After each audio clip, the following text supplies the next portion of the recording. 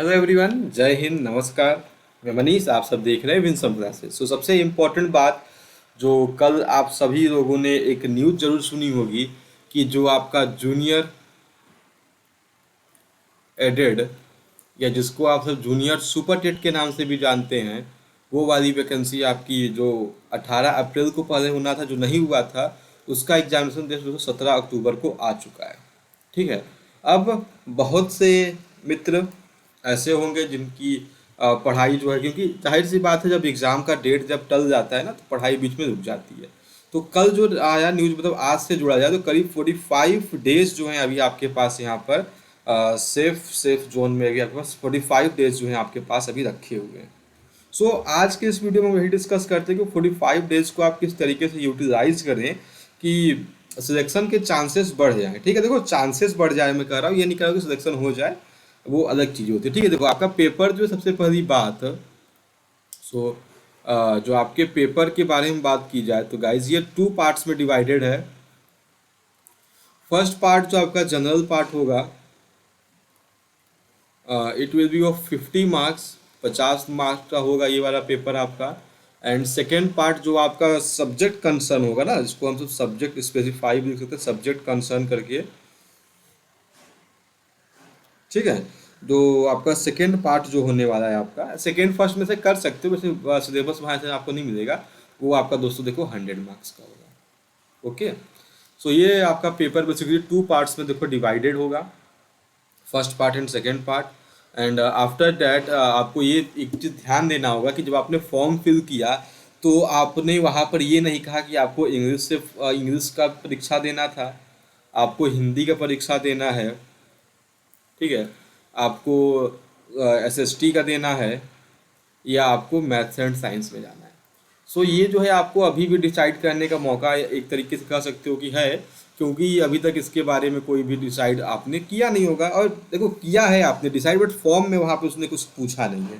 ठीक है। ये आपका सब्जेक्ट कंसर्न वाली सब्जेक्ट्स के बारे में हम सब डिस्कस कर रहे हैं। अब बात यहाँ पर ये आती है, तो मैं आपको एक छोटी सी इन्फॉर्मेशन पहले प्रोवाइड करवा दूँ कि जो हमारा यूट्यूब चैनल विल्सन क्लासेस है, उसमें पेपर 2 जो इंग्लिश का जो पार्ट होता है ना, इंग्लिश का जो पार्ट है पेपर 2 में, जिसमें आप 100 मार्क्स को डील कर रहे हो, उसका जो है पेड बैच चल रहा है ना। ढेर सारी एडिशनल चीज़ें हम सब उसमें कंटिन्यू कर रहे हैं, उसका पेड बैच देखो चल रहा है। आप उसको ज्वाइन करने के लिए 7985094020 पे व्हाट्सएप करके जानकारी दे सकते हैं। ठीक है, अभी आके 45 डेज है, उसमें अभी चीज़ें हमने कुछ डिस्कस किया है, अभी बहुत सारी चीज़ें डिस्कशन करनी बाकी है। आप यहाँ ज्वाइन कर सकते हो। ठीक है, चलो अब बात की जाती है जनरल पेपर की। तो जनरल पेपर को आप कैसे डील करो, या फिर जो आपका फर्स्ट पार्ट होगा जनरल पेपर का ना, जो सभी सब्जेक्ट वालों के लिए कॉमन होगा, उसको आप कैसे डील कर। देखो एक चीज़ मैं आपको दो बात बताता हूँ, अगर आपने पहले अच्छे से प्रिपेयर कर रखा है, ठीक है, तो आपको फर्स्ट पेपर में उतना तकलीफ दिक्कत होगा नहीं। तो सबसे इम्पोर्टेंट जो जनरल पेपर में आपको सबसे जो मोस्ट इम्पॉर्टेंट जो टॉपिक आपका वहाँ पे आएगा, वो आएगा दोस्तों करेंट अफेयर्स का। ठीक है, करंट अफेयर्स के बारे में बात की जाए तो अभी प्रेजेंट सिनेरियो में आप देखते होंगे कि देश दुनिया में कितनी नई नई चीज़ें घटी। अभी आपका ओलंपिक्स हुआ, पैरा ओलंपिक्स हुआ। ठीक है, करंट अफेयर्स के बारे में बात की जाए तो अक्टूबर महीने में आपका पेपर होगा। जनवरी 2021 से लेकर अक्टूबर 2021 तक का तो आपको करंट अफेयर्स आना ही आना चाहिए। इतने करंट अफेयर्स तो आपको जो है ये करीब 8 9 9 10 महीने करंट अफेयर्स आपको पता होना था। उसके बाद जनवरी से आप पीछे भी जाओ, अगर पीछे भी जाके अगर आपने तैयारी की होगी, तो वो आपके लिए ही इम्पोर्टेंट होगा। ठीक है, ये चीज़ मैं आपको एकदम फ्रेंकली बताता हूँ। करंट अफेयर्स अगर आप एक साल को पढ़ के जाओगे तो आपका काम होगा। अभी पेट का एग्जाम हुआ था, मैक्सिमम नंबर ऑफ क्वेश्चंस जो है 4 5 महीने के करंट अफेयर्स से पूछे गए थे। एक पैरा ओलंपिक से प्रश्न बना हुआ था पेट में, जहाँ तक मुझे याद आ रहा है। ये गाइस बातें हो जाती है अभी करंट अफेयर्स के लिए। ठीक है, कम से कम 1 ईयर, एक साल करंट अफेयर्स तो आपको पढ़ के जाना होगा। ठीक है, करंट अफेयर्स ऑफ 1 ईयर।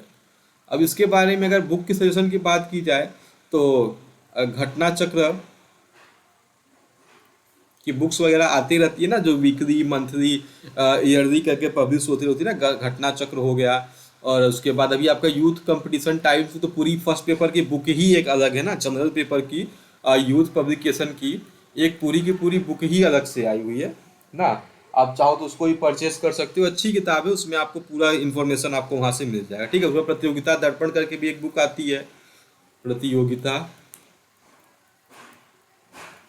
दर्पण करके। ये सारे बुक्स क्या है ना, आपको एक ही जगह पे साल भर की करंट अफेयर्स आपको एक जगह पे समराइज वे में मिल जाएगी। ठीक है, इसके अलावा दोस्तों एक चीज़ मैं आपको एकदम बता देता हूँ, ओलंपिक्स जो अभी हुआ है वो तो भाई करंट अफेयर्स का भंडार है, करंट अफेयर्स स्टैटिक जीके का।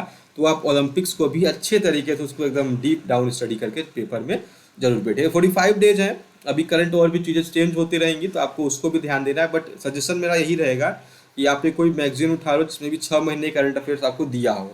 जैसे अभी सितंबर का महीना चल रहा है तो अगस्त से पहले के 6 महीने करंट अफेयर्स जिस किसी भी मैगजीन में आपको मिलती हो, घटना चक्र हो, यूथ हो, प्रतियोगिता दर्पण हो, आप उसको परचेस करके उससे आप ये स्टडी को कंटिन्यू कर सकते हो। ठीक है, तो ये हो गया। अच्छा, इसका वेटेज कितना होगा गाइस? देखो, वेटेज के बारे में आयोग ने कुछ नहीं बताया कि इसका वेटेज कितना होगा।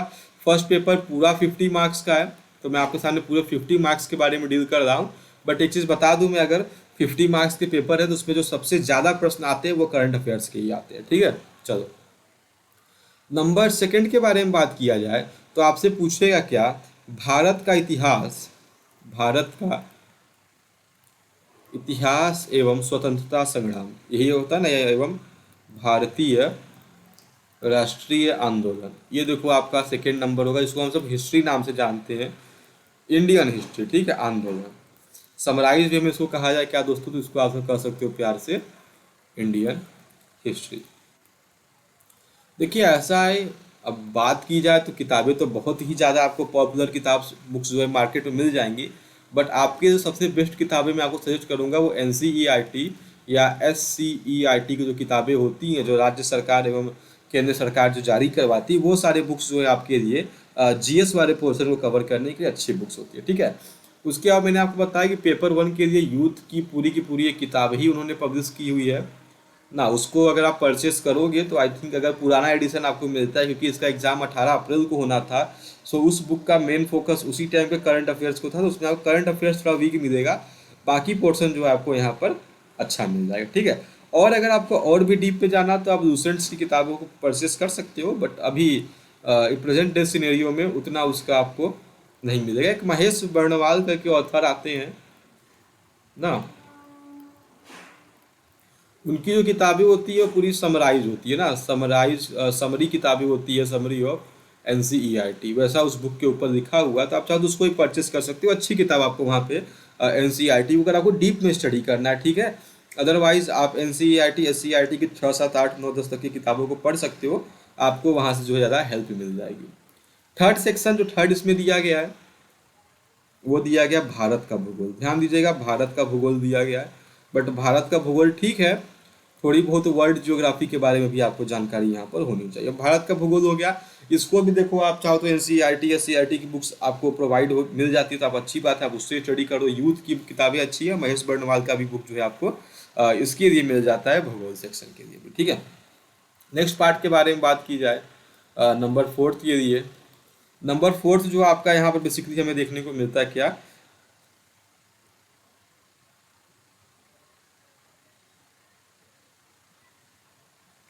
ठीक है, नंबर जो 5 हमें देखने को मिलता है उसका नाम है दोस्तों, एक सेकंड। ठीक है, ये हमें बेसिकली मिलता है संविधान,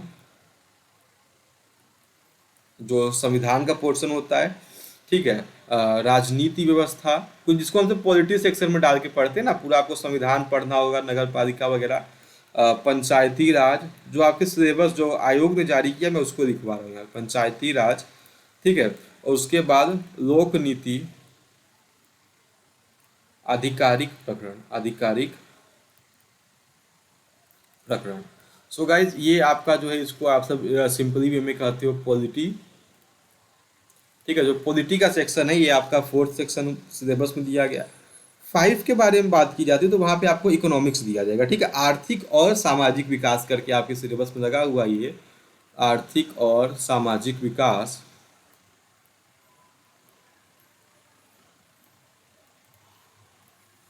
ठीक है, वही सतत सतत विकास आपको पढ़ना होगा, और ढेर सारी चीज़ें, जनसंख्या वगैरह भी आप इसमें कंक्लूड करोगे। इसको आप सभी लोग प्यार से बोलते हो economy.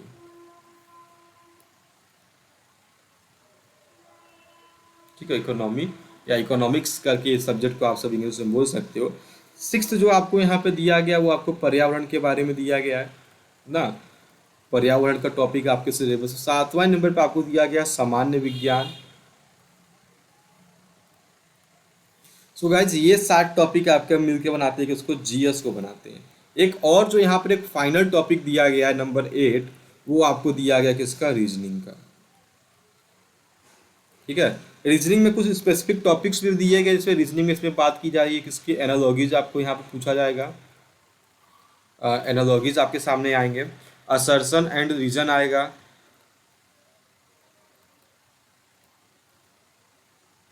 Okay, assertion and reason. Binary logic करके एक आपको बड़ा अच्छा सा प्यारा सा टॉपिक देखने को मिला है यहाँ पे सिलेबस में जो प्रिस्क्राइब किया है आयोग ने। उसके बाद आई थिंक क्लासिफिकेशन आता है,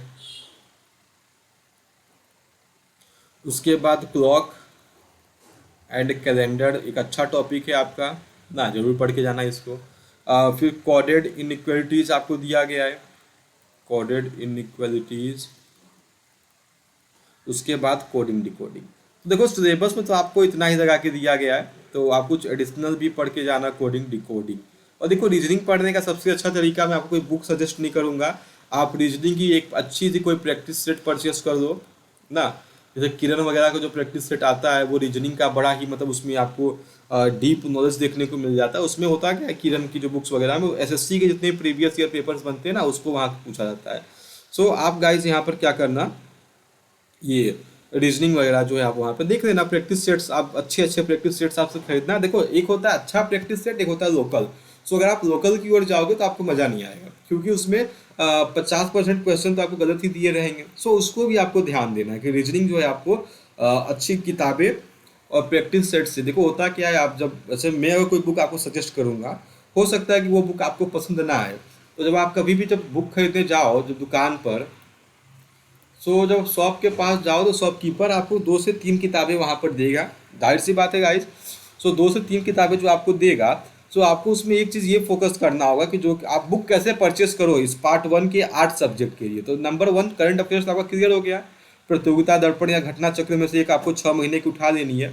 बाकी किताबें नंबर 2 से 7 तक आप एनसीईआरटी या एससीईआरटी अरिहंत वगैरह भी इसमें आपको अच्छे से, अरिहंत या फिर लुसेंट भी आपको कवर कर देता है। रीजनिंग के बारे में बात की जाए तो आपको एक चीज़ ध्यान देना, इसमें प्रीवियस ईयर पेपर के जो क्वेश्चंस उसमें इंक्लूड होने चाहिए, और थोड़ा उसमें आराम से 15-20 मिनट आधा घंटा टाइम देकर चेक करें कि आपके सिलेबस में नंबर ऑफ क्वेश्चंस कितने दिए गए। बहुत सारे बुक्स क्या होते हैं, बहुत सारे रीजनिंग के बुक्स में देखने को ये मिल जाता है ना कि उसमें डीप स्टडी दे दी जाती है, बट प्रैक्टिस के नाम पे क्वेश्चंस एकदम न के बराबर आते हैं। तो आप ये भी थोड़ा ध्यान दीजिएगा उसमें नंबर ऑफ क्वेश्चंस कितने दिए पर चैप्टर वाइज, टॉपिक वाइज कितने उसमें चैप्टर दिए। बस आप अच्छी खासी एक प्रैक्टिस सेट कोई मोटी से आप उठा लेना, आप रोज 1 घंटा जो इस पर समय दो, हो जाएगा। ठीक है, अब बात आती है टाइम, समय कितना दें आप इसको।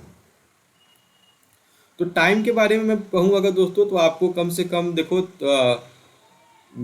कम से कम 25 से 30 मिनट तो आपको डेली करंट अफेयर्स को देना ही पड़ेगा। इससे कम में तो करंट अफेयर्स आपका कुछ होने वाला नहीं है। ठीक है, क्योंकि करंट अफेयर्स जब आपके सिलेबस में दिया गया तो स्टैटिक जीके का भी पार्ट वहाँ पर आ जाता है। कम से कम 1 घंटे का टाइम आपको देना पड़ेगा दोस्तों रीजनिंग को ना। अगर आपकी रीजनिंग स्ट्रांग है तो आप इसका टाइम घटा के आप इसको दे सकते हो। उसके बाद जितना भी समय आपका बचता है, आप करीब 1.5 2 घंटे, अगर उसके बाद जो आप समय कम से कम 2 आवर्स रोज का आपको देना चाहिए किसको, जो बाकी नंबर 2 से 7 तक के मैंने सब्जेक्ट बताए हिस्ट्री वगैरह को, जीएस खंड के लिए। ठीक है, तो ये कम से कम आपका 3.5 घंटे जो है आपको ना, 3.5 आवर्स, और राउंड फिगर लेके 4 आवर्स तो आपको देखो यहाँ पर देना ही पड़ेगा आपको अपने फर्स्ट पेपर के लिए।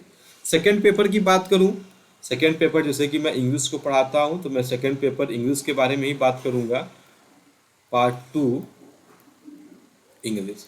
अब देखो गाइस, इंग्लिश के बारे में बात की जाए तो आयोग के अकॉर्डिंग आयोग ने इंग्लिश का सिलेबस बस 4 वर्ड में दिया गया। कौन कौन से वर्ड उसने दिए गए, 4 टॉपिक्स क्या दिए उसने उसने दिया history of English literature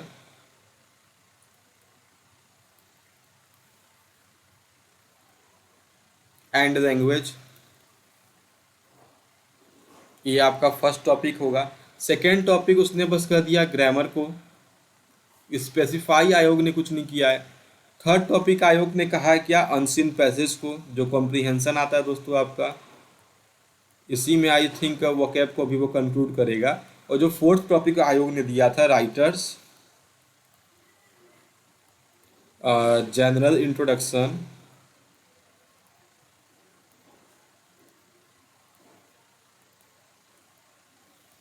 and their works.